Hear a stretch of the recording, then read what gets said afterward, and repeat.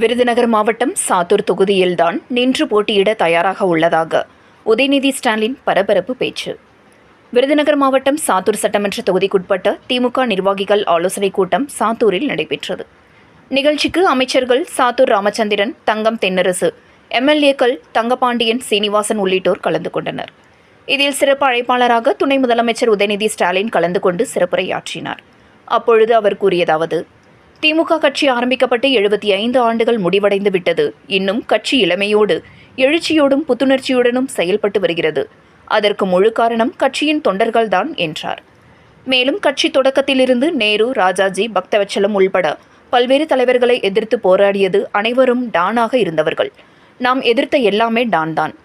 திராவிட model ஆட்சியில் தமிழ்நாட்டில் ஒவ்வொரு வீட்டிலும் யாராவது ஒருவர் எந்த திட்டத்திலாவது பயன்பெறும் வகையில் திட்டங்கள் செயல்படுத்தப்பட்டு வருகின்றன. திட்டங்கள் மூலம் பயனடைந்தவர்கள் நிச்சயம் இந்த அரசுக்கு உறுதுணையாக இருப்பார்கள். தமிழ்நாட்டுக்கு ஒதுக்க வேண்டிய நிதிகளை ஒதுக்காமல் மத்திய அரசு முடக்கி வைத்துள்ளது. கல்விக்காக வழங்கப்படும் நிதி தரப்படாமல் உள்ளது. தமிழ்நாட்டிற்கு பல்வேறு பிரச்சனைகளை கொடுத்து பாரதிய ஜனதா கட்சி தமிழகத்தில் காலூன்ற நினைக்கிறது. ஆனால் அவர்களால் முடியாது என்றார். பிளவுபட்டு கிடக்கிறது. இந்த தொகுதியிலே முன்னாள் அமைச்சர் ராஜேந்திர பாலாஜி ஒரு அணியும், முன்னாள் எம்எல்ஏ ராஜவர்மன் தலைமையில் ஒரு அணியும் தனித்தனியாக செயல்பட்டு வருகின்றனர்.